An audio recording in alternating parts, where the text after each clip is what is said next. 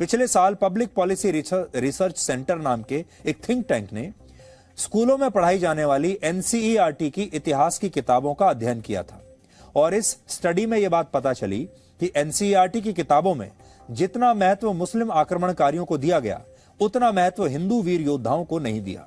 तब इसमें बताया गया कि एनसीईआरटी की किताबों में अकबर का जिक्र 97 बार आता है, शाहजहां का जिक्र 30 बार और इतनी ही बार औरंगजेब का भी जिक्र यानी 30 बार। लेकिन इन आक्रमणकारियों की तुलना में छत्रपति शिवाजी महाराज का जिक्र सिर्फ 8 बार है।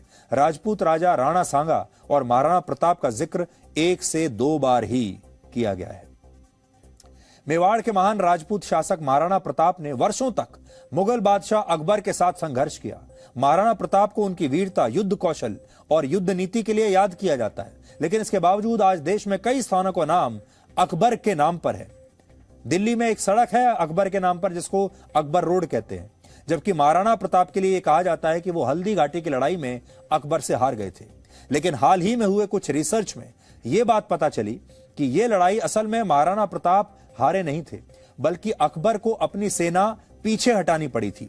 और राजस्थान के शिक्षा बोर्ड ने हाल ही में इतिहास में हुई इस त्रुटि को अब सुधारा है।